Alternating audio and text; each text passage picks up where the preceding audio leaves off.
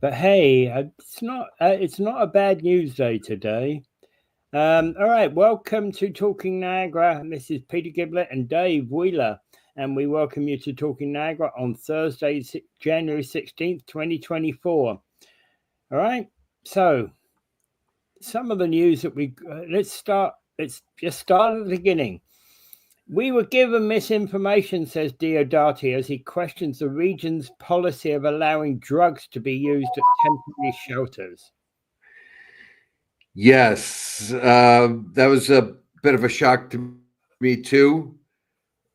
In these shelters that we have here in Niagara, in other Niagara regions, Niagara region has a 50-bed emergency homeless shelter just in Welland alone.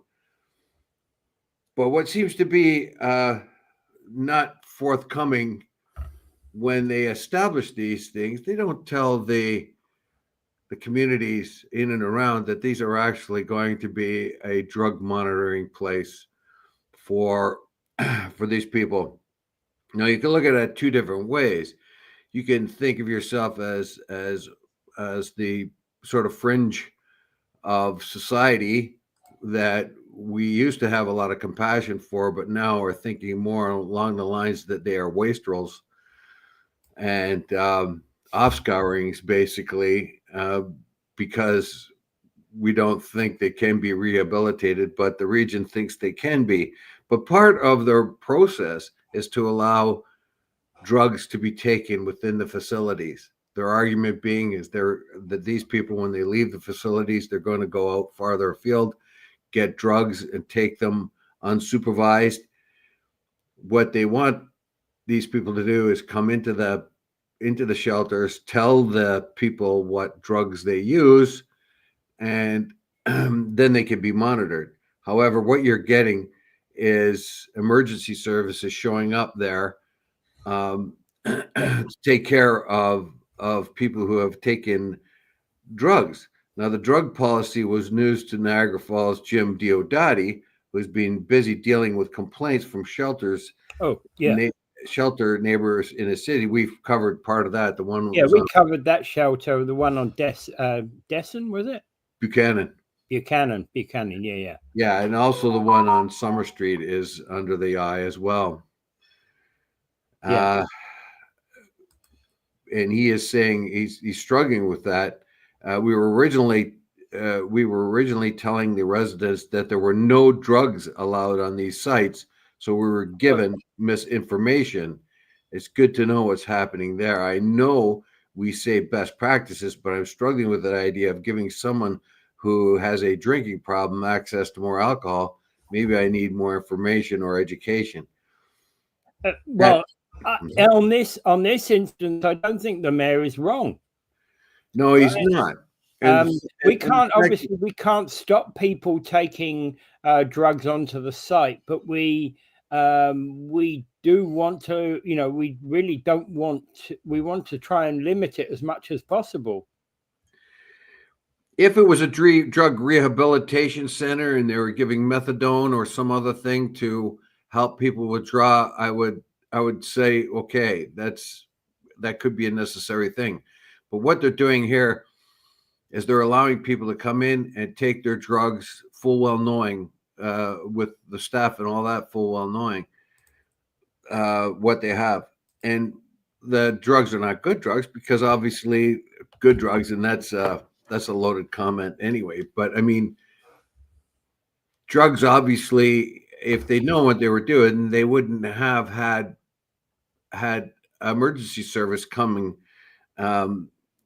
to the community as much as it is happening. And it's very discouraging. It's a low barrier shelter. Is not a barrier shelter. So it's supposed to be a low barrier, and which means we accept it. Here's a comment by the region. We don't use words like wet or damp, and those words come from first responders who say, Diodati said he recently talked with first responders who referred to the shelter in his community as the wettest in the country when it comes to drug use. Wettest, of course, is a slang term meaning the wettest meaning the most available. Yeah. And Mike Cushman makes the point that it's totally unacceptable when the church ran the shelter, no drugs are allowed. And yeah, absolutely. I'm not much of a supporter of the church, but in this favor, again, I would support them. And yeah, absolutely, we shouldn't be allowing drugs on these places. But how do you stop them sneaking them in? Well, once they're under the influence of drugs, then there should be some sort of disciplinary actions, and are you really, you're telling the neighborhood that you have screened these people and they're the best that can be put into a place, the ones that are going to be the least problematic. And yet we haven't found that, have we? We have the region coming telling us, oh, we need these rehabilitation centers for people, temporary housing, get them back on their feet so they can come from the fringe and back into the community. But if they're allowed to do the same things that keep them on the street otherwise, then what is your point? And they are also becoming a problem in the neighborhoods where they were set up. Yeah, well, Mike was making the point. His sister used to run one of these shelters in the church, and they never allowed drugs. Absolutely, certainly. And now it's hard. We find that in the shelters, we've actually even in the overnight shelters, we find that once in a while a person will die or overdose because, of course, you can't monitor everything they do all the time. Yeah. Now, the region comes back and says, we don't use words like wet or damp or dry any longer. We use low barrier and trauma informed, which means we accept individuals, provide support, and meet them where they are. A low barrier shelter is not a no barrier shelter. That's an important distinction, but it means we allow substance use on the property. That kind of sets up a warning to me. If they allow substance abuse, then how are they supposed to overcome substance abuse? I think rather a drug, in order to get into there, they have to be in a drug withdrawal program. I don't think letting them do drugs is a very good idea. If it's a low barrier society and they're allowed to leave the compound at any time, which is okay. But the argument the region says is if you don't allow substance abuse in these places, they're going to go farther afield, farther away from supervision, and get into more danger by doing the drugs farther away and without anybody overlooking them. However, it doesn't look good to us at all that we have drug use and abuse in regional shelters in neighborhoods. It's not a good look at all. And no matter how many times the region says, this is okay. And those same people are supposed to be the ones screened to be the most likely to rehabilitate, and they allow drugs going on there. That does not disrupt that person's inability to get back into society. They have to be removed from drug abuse. They have to go through treatment. So there should be a drug treatment center there where they may be able to give the clients methadone or other drugs to wean them off of heavy drug abuse. I've known a few people that gone through the methadone treatment and it's worked for them. They no longer take heavy drugs. So I think that would be probably the best thing to do. But to allow them to take substance abuse and then have to make up excuses every time the first responders come there and save a life, only to have to do it all over again. I think one person is reported to have had naloxone 3 times in one day, because once they overcome it, they go out and do it again. Yeah. Right. If you allow drug use in the neighborhood has a right to say no. Yeah, and I agree. I think we all have a right to say no. I think, generally speaking, we have to say no. There has to be a better way to deal with this, and we need to control it. Yes, because you have no control over those drugs. I don't care what you say. Like you allow substance abuse, but if you allow substance abuse, for one thing, you're going to have to tell. Yep. You're going to have to admit that you're using. And if they admit they're using, I think basically, we have a duty to kind of move them to a different kind of shelter, a shelter which is a rehab center, shelter that rehabilitates. It has the shelters capabilities for rehabilitation, I mean. Yes, or they should have a station in some kind of facility within the compound that can deal with it, do the methadone treatment or other drug withdrawal treatments. But what is happening is they will admit to be doing drugs, but when counseled about these drugs, they're going to continue to avoid scrutiny if they're taking drugs. Drugs are not an easy thing to get off of.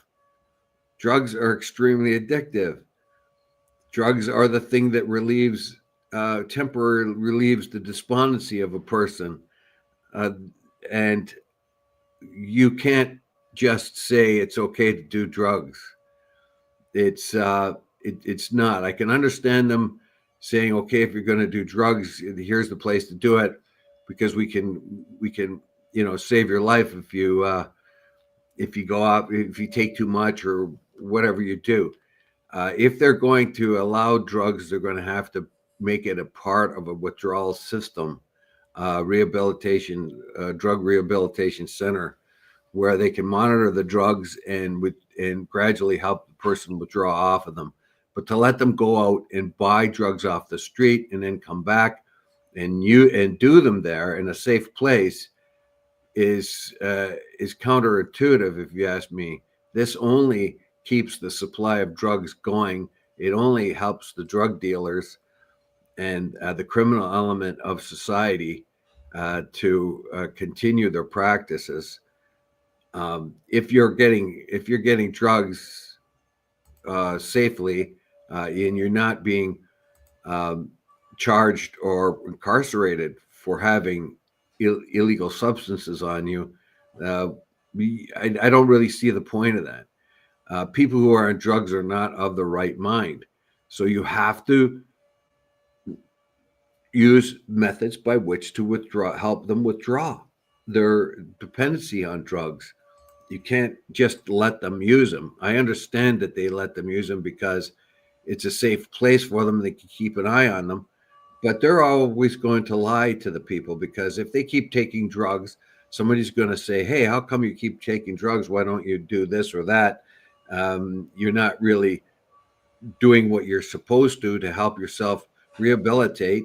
We'll replace you with someone else that can. And so they're going to begin to lie about how much drugs they are taking. Yeah. And unfortunately, the only way you're going to find out if they're taking drugs is if they overdose or something like that.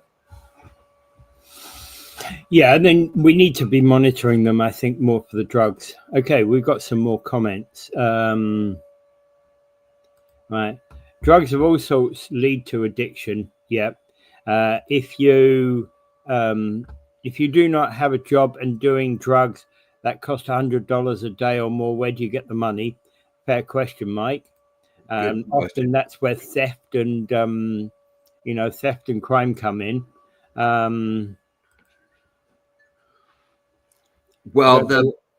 don't know where that very is. good. It's a very good point. Loved ones, no matter what, what I'm hearing is they're looking for the high they got on the first time. They'll never find it subsequently. No, she's quite right about that, and that's quite often what motivates or what causes overdoses, because people think they're going to get that high again, and they take some drugs and they're not there, so they take some more, and then they kick in, and that's that. I know a few tragic stories of that myself, Yeah. of people I've known that just take too much because they can't, for some reason. Well, that's an important thing to know, and there are, and it's be honest about it, there are homeless people who don't take drugs. Yes, I do. I know a guy. I Yeah. know a guy that is just an unusual fellow, and he doesn't fit into society too well. He's just a little bit odd, but he's one of the smartest guys I know. Well, Anytime. there used to be a few years ago, about 10 years ago, there used to be a gentleman. We used to call him the Scottish Laird on Lundy's Lane, because he was very intelligent, but he was always kind of he walk up and down the lane in a kilt, right? Always very intelligent, had a good thing or two to say, but mad as a hatter. Nice guy, but not on drugs or anything like that. Never do drugs.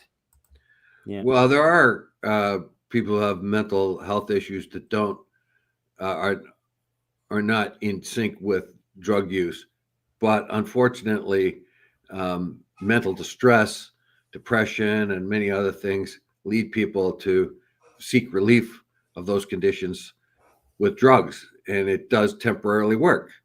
Yeah. And after a while, they keep searching for it, just like Betty said, and you'll never get it. You'll never get that Yep. euphoric, complete euphoric feeling, but you keep searching for it, and that's the rub. It's both a psychological and physical addiction. Yep. All right. So moving on. Client scientists need to be more honest with us. So says Gwyn Dyer. Right.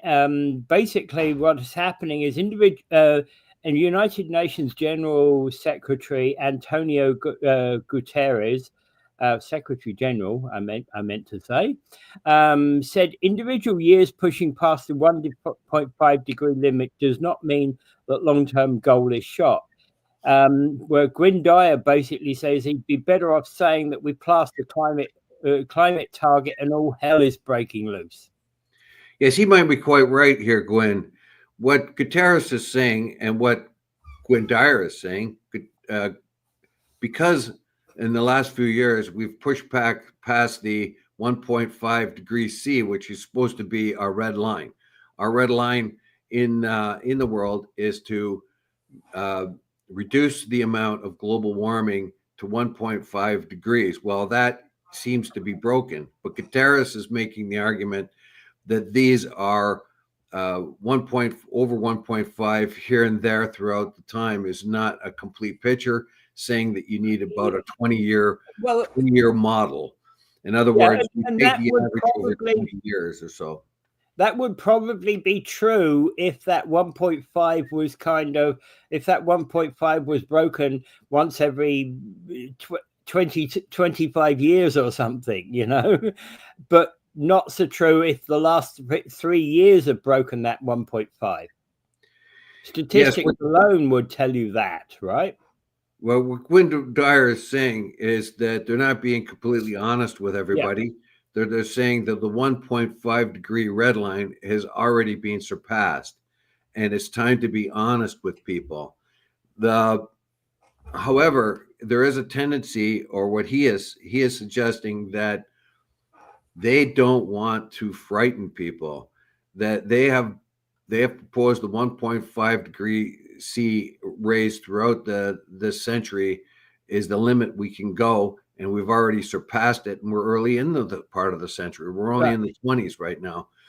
And they're also saying that we should have a hard target of never more than 2 degrees, because the heavens will fall if that happens. Yes. So what he is saying that all these different meteorological sites and government programs and the narrative around them saying, oh, well, it's not as bad as you think. We don't know if we really have passed that 1.5 because we need to see it over many years and average it out. Quinn Dyer says they've already done that prior to this, and that it is, they have to be square with people that we're not going to be able to hit that 1.5 degree limit, and we probably won't see it at all during this century. That has consequences because we have to prepare for what's going to happen. Way back in 2010, Lloyd's of London realized that there were going to be a lot more, among other things, a lot more fires because of global warming and because of the climate trends. But again, they have anticipated this going forward, and they are a business that relies on accurate information. Yeah. So if they've accepted global warming as a trend that will affect their businesses, then we should be, and they are cognizant of the real facts that the rest of us should be as well. And and actually Lloyd's of London do a great deal of research into a lot of this stuff. They even did research into this type of stuff like 50 years before it became trendy to do research into this. Yes, and they also got it wrong, as I pointed out when I brought up an article about a woman in the United States. I forget what field she was in, and she did a report to Lloyd's of London back in I think it was early 2000s, telling them that it must anticipate a lot more hurricanes and a lot more storms. Lloyd's of London had already done that, but they did not agree with her on the degree of how much damage was going to come. Yeah. And she was trying to warn them saying that you're going to be hit very, very hard, because Lloyd's of London is the insurance company that insures insurance companies. Yep. So Lloyd's, and not just Lloyd's, there's a whole raft of reinsurance companies, but Lloyd's actually are the longest serving, the probably the sturdy one in the bunch that everybody listens to, right? Well, they're the biggest, and actually they go back to the 1600s. Yeah, an insurance company that goes way back to the 1600s, and it's in any case, when this woman scientist, I wish I could remember her name, I can't, told them, like, your anticipation of what's going to happen is not clear enough. We are going to have a lot more hurricanes. You're going to have to pay out a lot more, and on insurance claims, and she was proved to be right, because the amount of hurricane damage, the amount of storm damage hitting the East Coast, and the fires that are hitting the West Coast and in Canada are all predictions that Lloyd's of London had not predicted fully enough. And she made that argument.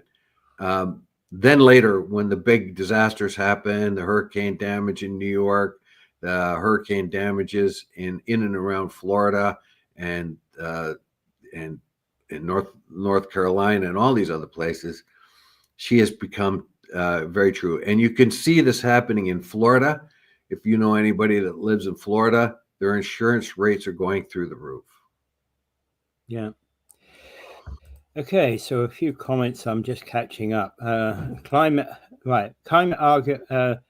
argument are dead, as have been poisoned by many bad and being so poisoned by many bad science that people are not buying into it anymore. Absolutely. I think that's a challenge.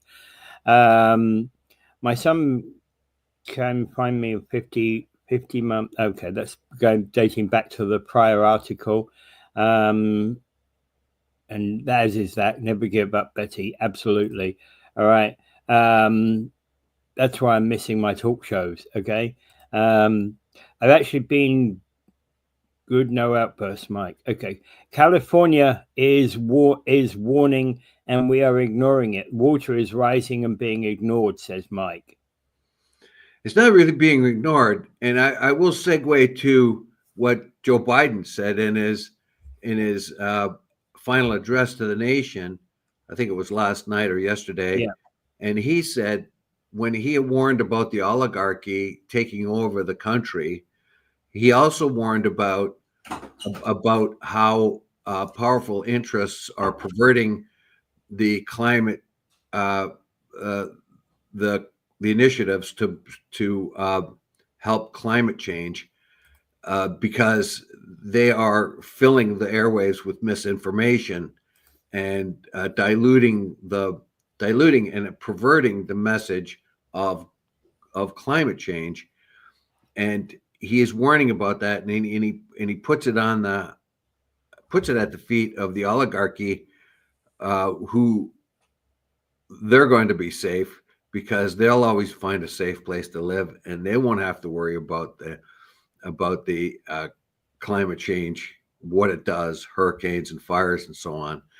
So that is a bit of a segue. That is kind of a reinforcement of what Gwynne Dyer is saying here. But Gwynne Dyer basically is saying that everyone is afraid to tell us the truth, and we should get some really good information and get it out there. And he suggests that part of the reason they're not doing it is they're afraid of what the reaction will be by the common person. Will they panic? Will they then run and look for extreme measures to deal with it? Will they go into a state of denial? And he says the feedbacks are real killers. Our emissions heat the planet, and then fires, floods, mudslides, hurricanes, cyclones, rising sea levels, and half a dozen of other feedbacks wreck mayhem. So now we stumbled across the first unknown feedback in June 2023, when the average global temperature jumped by more than 0.2 of a degree in a single month. It has never fallen back. And the scientists were more than a year even to figure out tentatively what caused it. So you have all this, and he warns that requiring a 20-year run of data when calculating the average global temperature made sense when temperatures fluctuated up and down in a familiar way. But right now they're going straight up, So why do they do it? Partly because we have always done it that way. And anyway, he's just talking about that we have to have more clear and truth coming from our scientists and politicians who seem to be afraid to tell us the truth. We'll see. Yeah. Okay. One more comment. Running for PM, why it costs all thousands of dollars makes no sense. You're buying a vote. Shameful.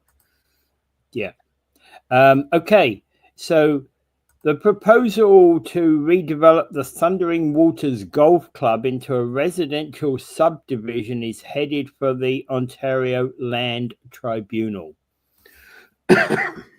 This is a development by a company called the GSP Group, and they're looking at putting up redeveloping that Thundering Waters golf course into a complete residential neighborhood to transform the existing golf course to a residential community with new street fabric woven into the existing streets. I thought they were doing this like 15, a long time ago. Well, the city hasn't been able to come up with a zoning bylaw amendment, and they haven't addressed the issue. And the time limits for the city to do that, to come down firm one way or the other, are running out. Yes. Now the city could have denied it or accepted it, but they haven't done anything. So says the article. Basically, they've sort of put it on the back burner. Well, I'm not surprised it's heading to the Land Tribunal, because this, according to the official plan amendment, was down around since 2020. Sorry. So 5 years, 5th year now. Of course they're taking that they have to get that moving forward, don't they? Yes. So you're going to have different. Well, the Thundering Waters Golf Club was opened in 2005, and the course was designed by PGA pro John Daly at the time. Yeah. Now he didn't. Now they want to develop it, and it looks like they want to develop it into a swanky residential area. No affordable housing in this one. No not-for-profit housing in this. No, this looks like a very high-end housing development, residential development with trails and all that other stuff for money for people who have coin. Now, that in itself is a bit of a disappointment. If they can do that, if they want to, if they do get approval, but I think some parts of that area should be set aside for affordable housing and not for profit housing. A good mixed neighborhood. You can get the swank with the average home, and maybe even some nonprofit residencies in there. Yeah, I think they're talking about a subdivision that has 232 lots, 9 blocks of on-street townhouse dwellings, 4 blocks of mixed apartment or block townhouse dwellings, and 2 blocks of mixed-use development. It's going to be you're right. There's not a single affordable home in there. It's going to be called Niagara Village, and it's going to feature parklands and multi-use trails. Yeah. There you have it. The oligarchy that Biden warned about is showing its ugly head right here. The rich get richer. They get privileged places to live. So they are. Okay, go ahead. No, it was, it sounds like an idyllic place to live. If you get what I mean. Money being no object, of course. Yes, it's no. It does take away. I could go out there and buy one tomorrow. It's better that be blunt and clear. It does take away one of the best golf courses around, but there is lots of golf courses, so that's not too big of a deal.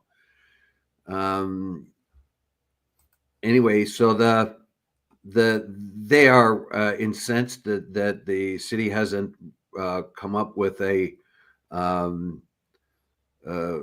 that the city the city failed to make decisions on the application. Yeah. And the corporation submitted a draft for its subdivision and applications way back in 2020. A decision by the city was not being made. So I don't know why that was. We do remember it's coming on and off in council meetings. You can understand why it may have got sidelined during the COVID times. But pretty much I think they just should say no. The city resources should be more focused on affordable housing and not-for-profit housing. I think that is the main issue in our city. Our average income in this city is not high enough to deal with for our residents to get good housing, whether you want to rent or buy a humble home. It's just not there now because of the massive increase in housing costs. So I think when they look at something like this, well, of course they want to do the high-end stuff because it's worth more money to them, and it will attract those people who do have money. But our thrust as a city should be more towards affordable and nonprofit housing. We need that more than anything right now. And all I see usually with most of the new developments coming on, there's only lip service. Basically, I'm not confident that they, even though they say there's going to be affordable units here and affordable units there, are they really based on the region's estimate of how much the average person makes here, which would make it the average person alone making a fairly good salary here in Niagara is like about $63,000, and so you should try to make developments directed towards that, not so much for the wealthy. Although I don't see anything wrong with wealthy people having nice homes and all that, but Of course, no. So I think if they do allow that, they will have to put the stipulation they that there has need. to be some sort of affordable housing Yeah, in that area as well. yeah, and again, you can provide in an area like that. You can provide a section that's affordable, quite easily. Certainly. You know, But and even add some nonprofits it's in a there. large develop. It's a large development here, right? Yeah. Look, Yeah, in Atlantis, we have a building in Atlantis, a Stanford Qantas building there, which is a nonprofit. And we work with the March of Dimes in that particular building because the wheelchair access and stuff like that. Now that's right in the heart of a neighborhood, and there's no bad effects at all from yeah, that. We do want to have on Buckley, and we do want to have a seniors building on affordable building on Barker Street, and there are nice buildings, and there's more. There's every once in a while. Unfortunately, the one around the senior building, sometimes gets invaded uh, by some malcontents that somehow get in there every once in a while. But we chase them out. yeah. Our Well, people. I just wish that organizations like Kiwanis could do more developments on their own anyway. Yeah, it's a tricky thing. Yeah, I know. You- I get it. yeah. I get it. And but it would be nice to see a company like this come to Kiwanis and say, "Hey, we can work with you to do a section of this development that's going to allow you to do a new Kiwanis home." Yeah, it would be nice, like Yeah. something like that. As a matter of fact, the developer, I think that's the um, best. I think that's would help a developer get what they need. yes, but in the meantime, it has to go to the OLT, and we'll Yeah, see what their. I'm a yeah, little bit disappointed that the city did not say yay or nay to it. They did not make a decision on it, yeah, which kind of surprises me because now that forces it to the OLT. It may have been a political hot potato for our own councilors to say to give it approval or not to give it approval. Um, so maybe that's why they've avoided it. And I'm not saying they avoided it on purpose either. It may be just something they didn't think of as important enough, or they yeah, had to get more details. But the OLT seems to be the one that's going to make the decision now. yeah. Okay. Well, inevitable given how the length of time taken. All right. Yeah. Okay. Moving on. Israel and Hamas agreed to a ceasefire deal, at least temporarily, to stop fighting and return hostages. So it seems to be heading in the right direction there.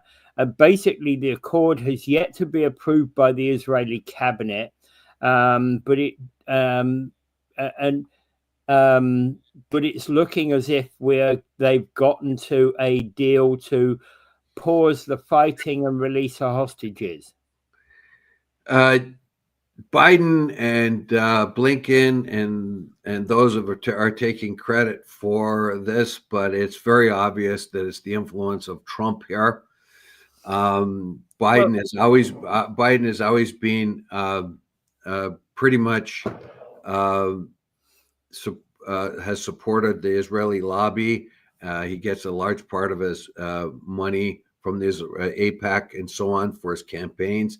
So he has not been able to rein in Netanyahu, yeah, but uh, almost almost weirdly, it is Trump who hails the Israeli cause more than anyone. Is the one that behind the scenes has told Netanyahu to pull up his socks and get this done before he gets into office. That is the real impetus for this peace deal. No one was going to come. And I think he slapped them all around a bit to try and get this done. Yeah. Yes. Well, what is happening is what is occurring is Hamas is getting more and more and more recruits as this thing keeps going on. So there doesn't seem to be any end in sight right now, and the Israelis are looking worse and worse every time because they're trying to starve them out. They're trying to limit the amount of medical. They just killed a bunch of kids. They keep burning kids. I think they killed like 70 kids in the last week or so. So they've killed 47,000 people right now. 18,000 of them have been children. We don't know how many people are wounded, and that death toll is probably the most minimal because of the amount of people that are will be seen no more under the rubble. Yeah, I'm hearing from pro-Palestinian people that they're expecting that target that thing to be over 100,000, that death toll. I expected that. I wouldn't be surprised if it was, really, because we don't know how many bodies are under there, and Hamas has lost the ability. The health people there have lost the ability to count because they just don't have the resources. What's happened too? So this is a bad look for the United States. It's a bad look. So what he's pretty much done, and Trump does not trust Netanyahu. Trump shared a video by Jeffrey Sachs that said that Netanyahu is a deep and dark kind of malicious sort of character that has his own objectives that he's not saying.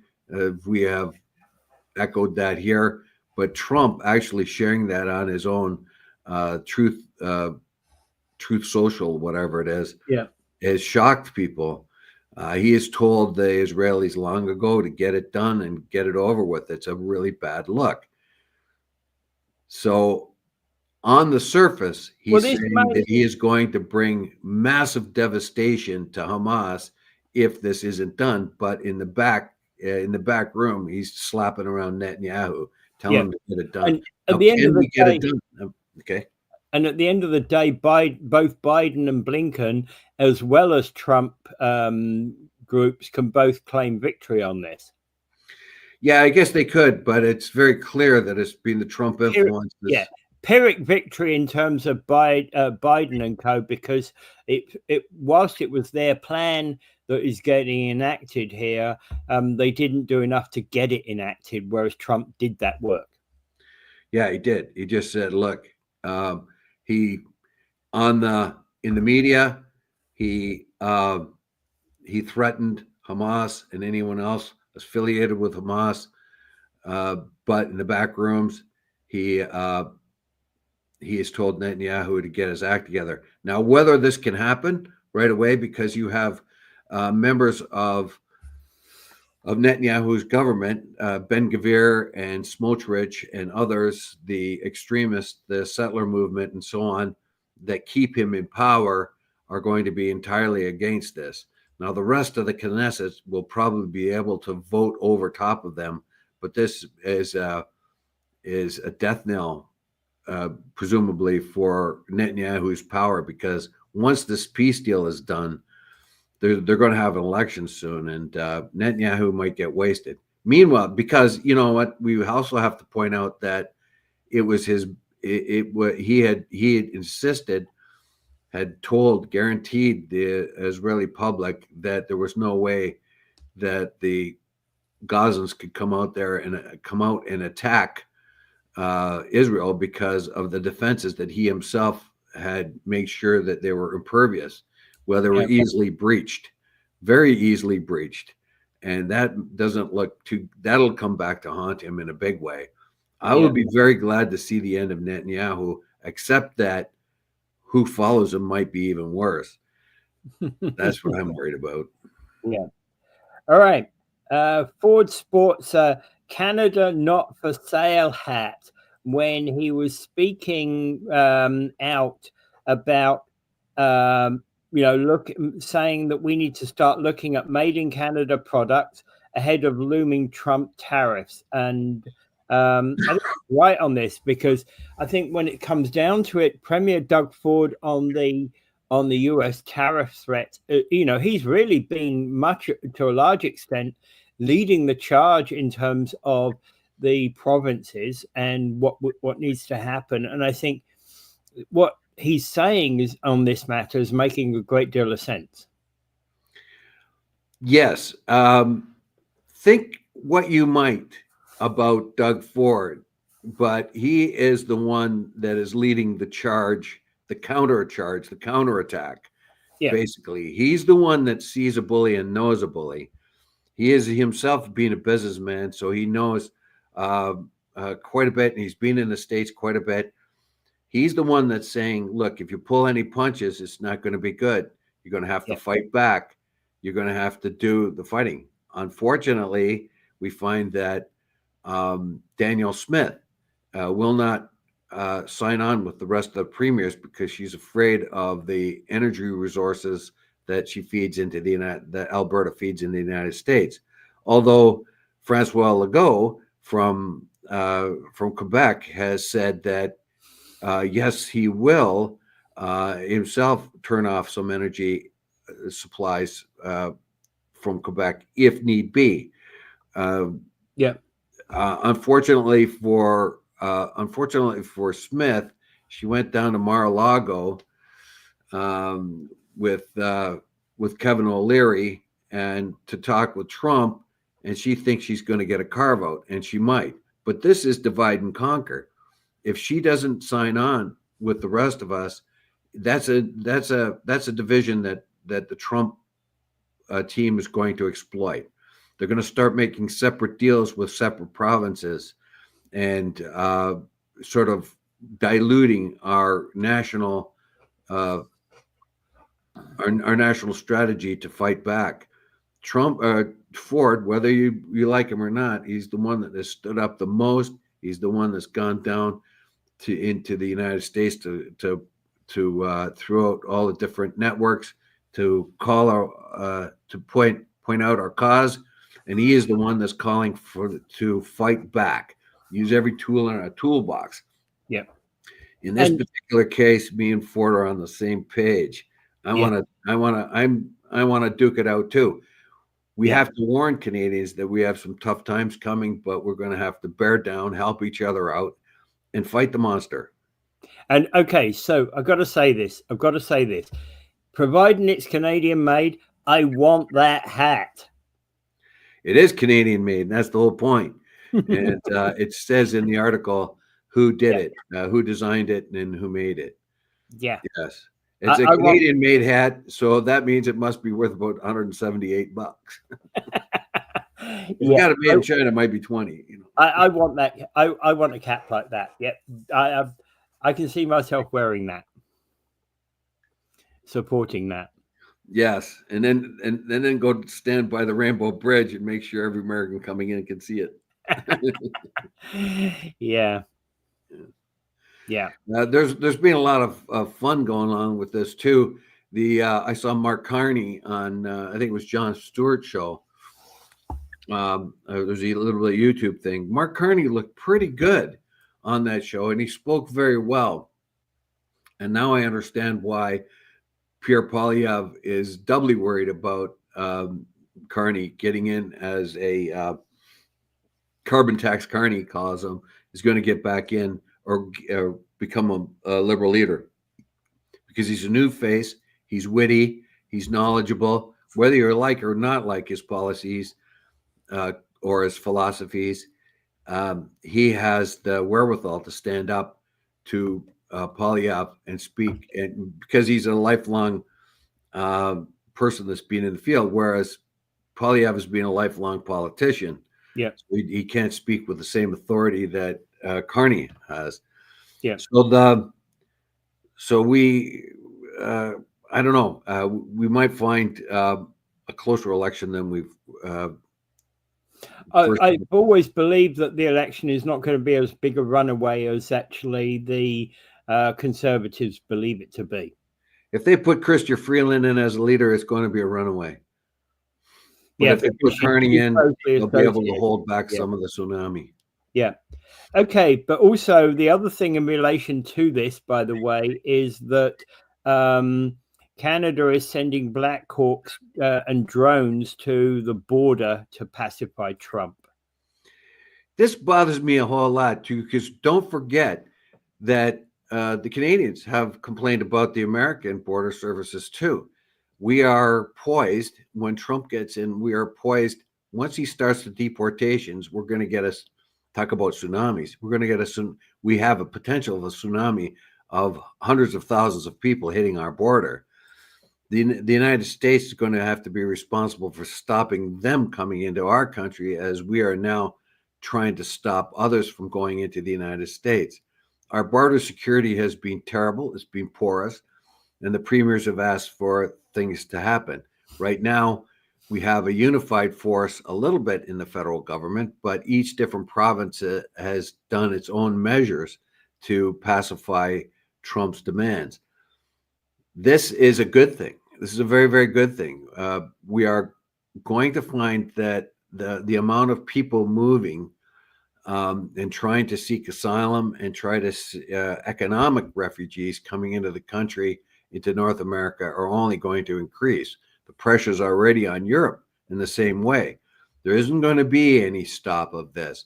If these wars stop in the Middle East, maybe. If the wars stop in West Africa, maybe we'll see a slowdown in this. But bad crops, bad weather, all these things are the things that are motivating people to leave. A place like Honduras is run by criminals, and if they have a bad coffee harvest, the people are poor, and they pack up and they try to find some place to go. That is essentially part of the problem. And if the United States and Canada want to stop this immigration or refugee thing going on, they're going to have to treat their addicts, because we have an insatiable appetite for cocaine and fentanyl that comes into the country. If we can stop that or slow it down, we could those countries that are dominated by drug trade cartels and stuff like that are making life miserable for the citizens of those countries, and that's why they try to head somewhere else. And to a large extent, America has a responsibility in terms of trying to stop the drugs in drug usage within their country. That is the biggest problem, and what they're saying is we wouldn't have this problem if you didn't bring the drugs in.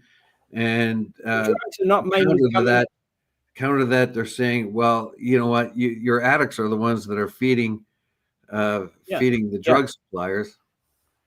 It's big money. It's big money. It's huge money. Fentanyl and cocaine is small volume, high priced. And most of the drugs are not going across the Canadian border. Yeah, this is not like iron ore where you need a whole shipload of it to make money. This is like you need a little bit of a speedboat full of it to make massive amounts of money. Yeah. So that's the difference. Yeah. Low volume, high value merchandise that has a continuous customer base, basically, and an expanding one. And U.S. customer relationships tenuous at the moment, says the Fort Erie mayor. Of course, one of the intriguing things there, of course, is that mayors of Fort Erie, Niagara Falls, Niagara-on-the-Lake, we're the closest to U.S. in this area, right? Sure. Yeah, we are. So I don't really understand what Redikoff is saying. He's really much telling about Fort Erie and the things there that go back and forth across the border, commodities and so on. Well, they have a lot of property in Fort Erie that's owned by Americans. Well, that's just fine. I don't care about that. Yeah. But if Americans want to bring their money here and spend it, that's great. I don't anticipate any problems with the tourist trade basically coming into the country, except that we as Canadians had better be nice to our American friends, because if we start harping at them and pointing our finger, get out of here, we don't want to sell us to you and all that. Remember, the average American person has absolutely very little to do with that. They're coming up here for a holiday, so we treat them with neighborly respect. However, if the big orange clown comes up here, we can tackle him. That's no problem. I give him a flying drop kick. And the other thing about this is that Canada is, of course, saying that it has a border under control. Yeah, that's very important.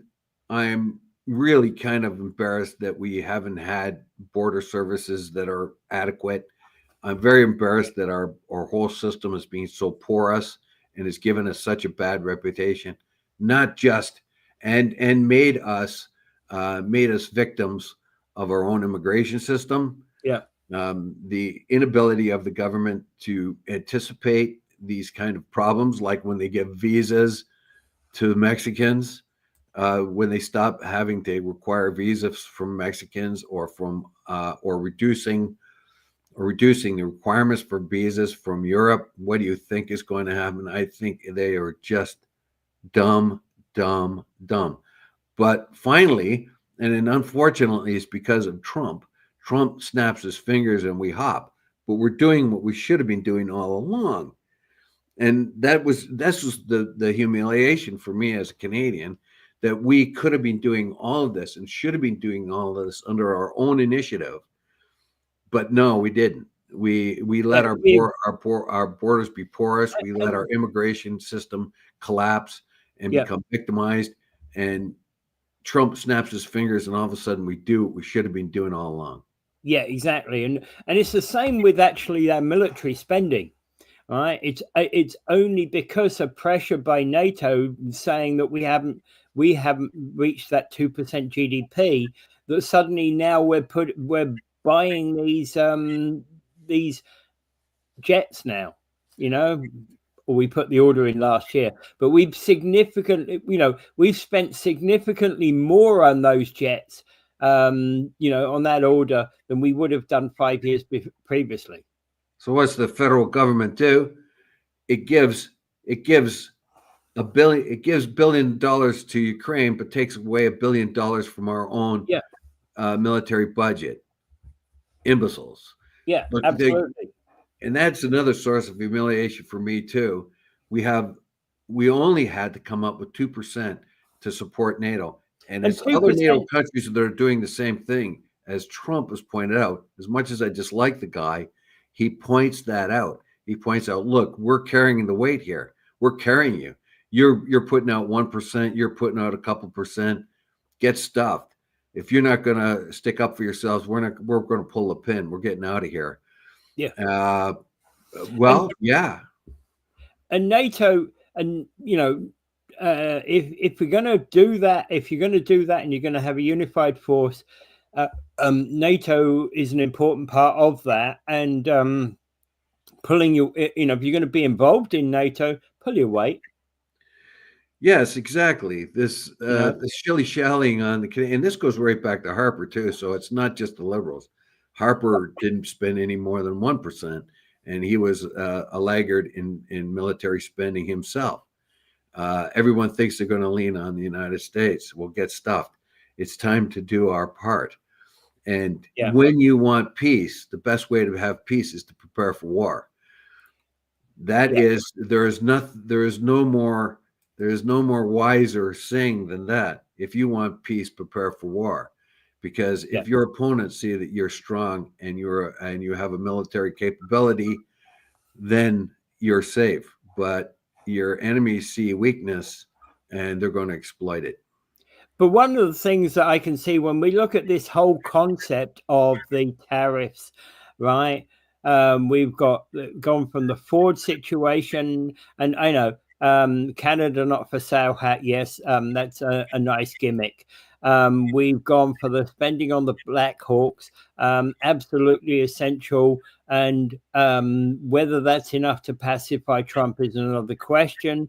And this whole question about that, the tenuous relationships on the border, that's all up for grabs right now, and it's something that we need to pay attention to. The fact that that we haven't spent enough on border security is important, and of course, what Trump is meaning, of course, is not just what we spend up and down the U.S. Canadian border, but what we spend on letting people into Canada in the first place. Well, yeah, it's time for us to step up and basically, like I said, it's kind of humiliating to me that's happening. I think also it's a very, very important. It's very, very important for us to note this is not any time for any anti-American sentiment. No, it is not. And I didn't take it. I didn't take what Ford was saying as being anti-American. I just took it as being protecting Canada. No, I didn't think of Ford said that either. I'm afraid of the reaction of our ordinary citizens to now get really angry at the United States, the average American, and start pointing our finger at them. I don't want to see that happen at all. Nuh-uh. Yeah. We're the same as them, basically, and they're victims of their, or they have to face the results of their political systems, just like we have to face the results of ours. Yeah. There's nothing to be gained by any kind of anti-Americanism right now. Not the average American citizen. You can be anti-Musk or anti-Trump or anti-whoever, Biden, whatever. That's a little bit different. You can be anti-American policy, but do not be anti-American. Yeah. Yeah, absolutely. We want to invite Americans here to help our tourist trade, or to come and invest, or whatever else we want them to do. And we want to do the same going the other way.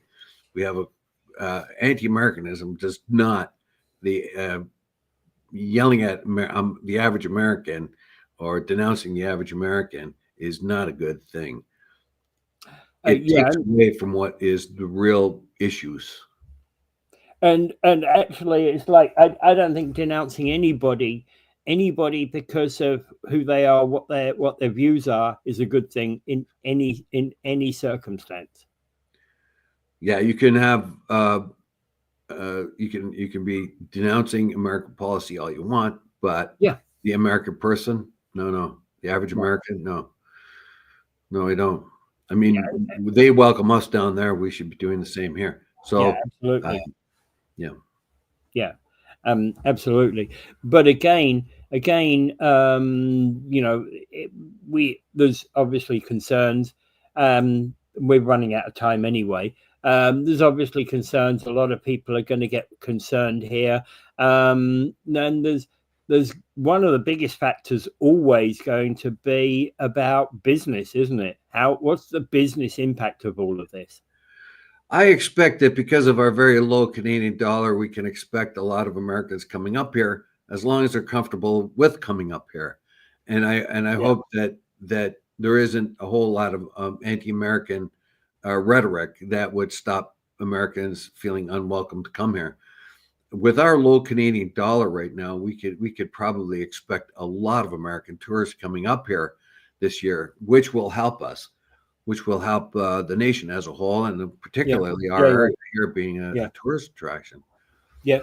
So I think our tourist industry is going to probably be safe. I think what Redikoff is talking about are other things, and maybe he is worried about the reaction to the political events going into the start in the United States, and the bully boy tactics of Donnie Bonespurs that might affect our attitude towards Americans. No, he doesn't want that. However, we all feel the threat to any kind of industry we have here that needs back and forth like they talk about the car industry. They were talking about that, how many times the parts go back and forth across the border before a car is made. Say a car is made, and we've mentioned this before, cars made here in Ontario, but it has all kinds of American parts in it. I think 50% of the American, some of the cars have got at least 50% of the American parts in it. So if you put a 20% tariff on that, that stops those parts from coming back over the border, all other things. I think the bluff and bluster of Trump, he's having a grand old time watching everybody jump through hoops.